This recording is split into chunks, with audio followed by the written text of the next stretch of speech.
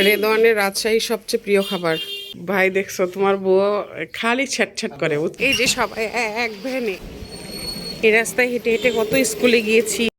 বেটি ভালো আছো? দাদি ভালো নাই। টুকটুকি কখন আমার মতন তোর মতন আমি। আমাকে ছাড়া তোমরা বিয়ে খাও। আমার কাকা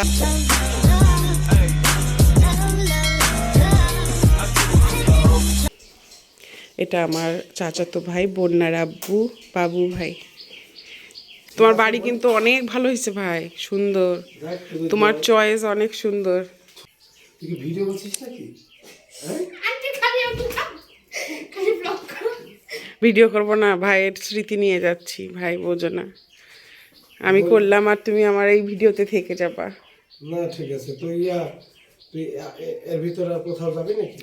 ভাই আজকে যাব বাবলু কাকার সঙ্গে দেখা করতে, কালকে যাব একটু চিড়িয়াখানায়, বুঝছো। পরশুদিন থেকে আর কোথাও বের হব না, কেননা তারপরে তো আমার যাওয়ারই মানে কয়েকদিন বাসায় থাকবো, আর কোথাও যাব না। আসবে না? না না, ওদের বাবা আসবে না গো। তাই? এই ভালো থাকে না, এমনি টেনশন, আর তার উপরে আসবে না, বলতেছে না তোমরাই চলে আসো। আমার তো টিকিট কাটা হয়ে গেছে ভাই। হ্যাঁ হ্যাঁ টিকিটও কাটা হয়ে গেছে? হ্যাঁ, তোমার বাসাটা আমার খুব পছন্দ হয়েছে, ভালো হয়েছে, ছোটখাটো অনেক সুন্দর। আমার বোনের সাথে গল্প করছে, আমার বোন ভিডিও করছে, ঠিক আছে? ভাই দেখছো তোমার বউ খালি ছ্যাট করে, বুঝছো। মানে তেলে তেলে বেগুনে যেন জ্বলে যায়। ওই যে দেখো, তো সেজে গুজে থাকো, তার বেলাও তো নাই। আমার ভাই সেজে গুজে আছে, তাই আমি ভাইয়ের তুলতেছি। তোমার কি ভাই, তুমি কিন্তু যাইও, আর আমার জন্য দোয়া করো ভাই। হ্যাঁ হ্যাঁ হ্যাঁ হ্যাঁ, ওইটাই ভাই। রেদওয়ানের রাজশাহীর সবচেয়ে প্রিয় খাবার পিঠা আর মাংসের ঝোল। এটা হচ্ছে কবুতরের মাংসের ঝোল।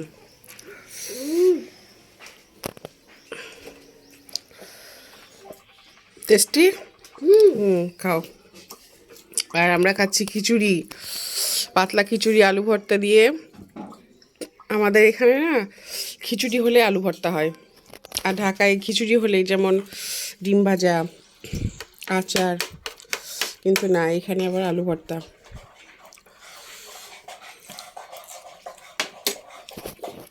হ্যান খাচ্ছে পিঠা। সকালের নাস্তা এগুলোই আজকের রেদওয়ানের মোস্ট ফেভারিট, তাই না বেবি?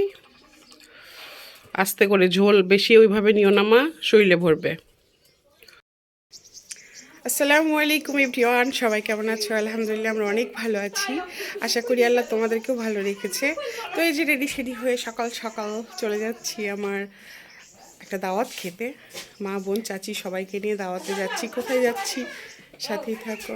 বর্মা কেমন আছো? বর্মা, ওই যে আমি এসে না আমার বোনের বাড়ি, নানির বাড়ি, সব জায়গায় ঘুরতে ঘুরতে ব্যস্ত। ভালো আছো বর্মা? না, শ্রীপুর আর থাকা হলো না, বলো। আমার ছুটির ঘন্টা শেষ, ছুটি শেষ, শেষ পর্যন্ত দেখতেই থাকো।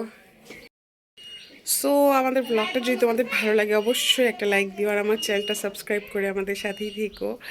আর গ্রামের যে ব্লগগুলো একটার পর একটা আসতেছে, প্লিজ প্লিজ প্লিজ ভালোবাসা দিও।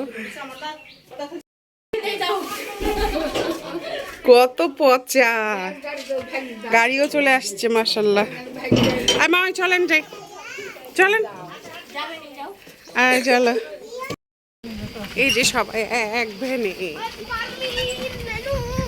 পারভিন নানু আসিতেছি আমরা।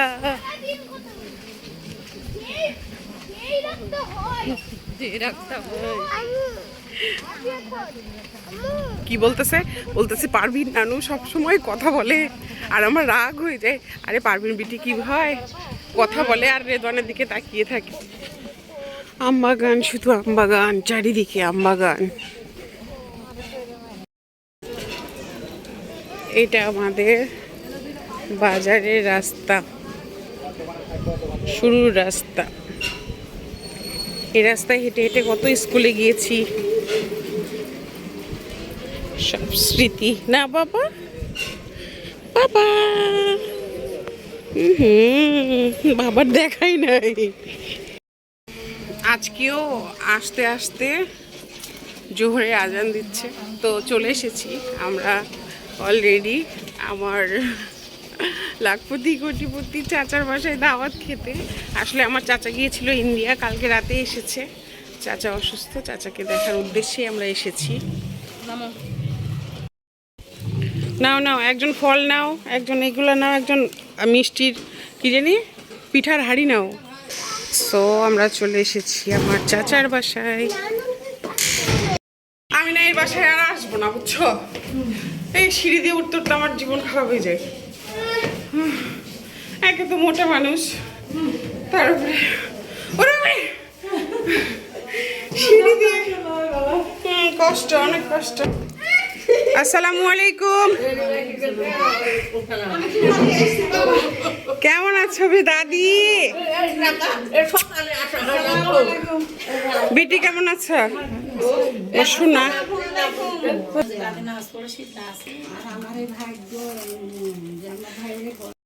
বিটি ভালো আছো?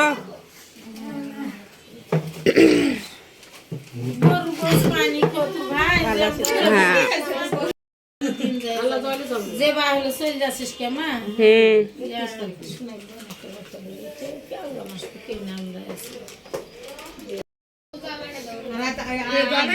সব মা চাচিরা বসে গল্প করছে, আড্ডা দিচ্ছে।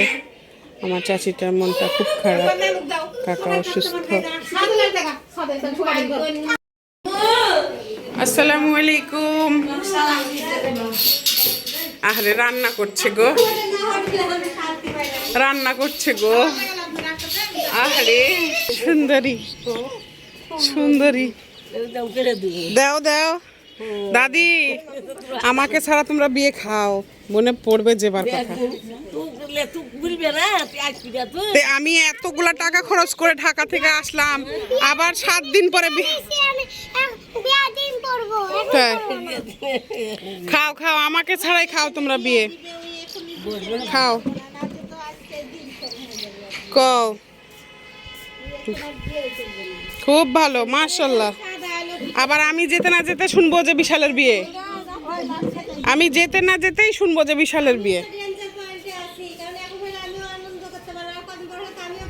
বলো। হ্যাঁ দাদি, তুমি একাই নাইছো তাইলে দাদি? ও ছাদে এসেছি আমরা এখন, ছাদে সবাই মিলে আড্ডা দিচ্ছি আর বিয়ের স্বপ্ন দেখছি। আমি তো বিয়ের স্বপ্নই দেখতেছি, আমাকে ছাড়া খাও তোমরা বিয়ে।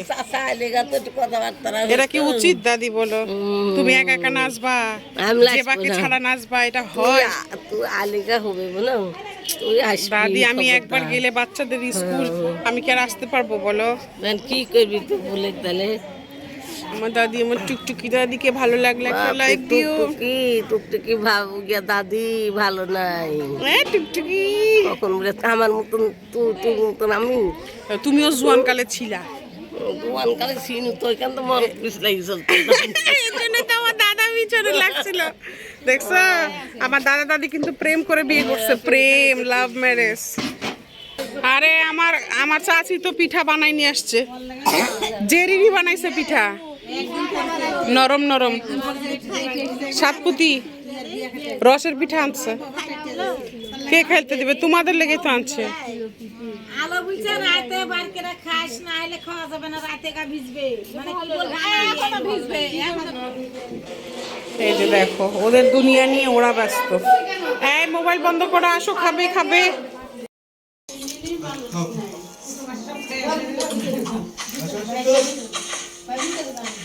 আমার কাকা।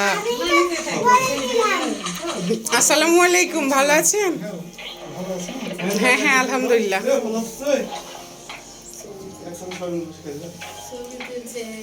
আমার কাকা। হ্যাঁ হ্যাঁ রান্না করেছে কাকা, আপনি বসেন। কাকার সাথে আমার দেখা 3 বছর পরে, আবার জানি না কবে দেখা হবে। তবে আমার কাকা খুবই অসুস্থ, ইন্ডিয়া থেকে ট্রিটমেন্ট করছে, তার কিডনিতে সমস্যা হয়েছে, হার্টে ব্লক হয়ে গিয়েছে। এর জন্য আসলে আমরা হাসি খুশি থাকলেও ভিতরে সবারই মনটা অনেক বেশি খারাপ। তোমরা সবাই আমার কাকার জন্য দোয়া করো। কাকা অসুস্থ দেখে আজকে কাকার সঙ্গে দেখা করতে আসা। সো নেক্সটের ব্লগটা আরও ভালো লাগবে ইনশাল্লাহ। সো আল্লাহ হাফেজ।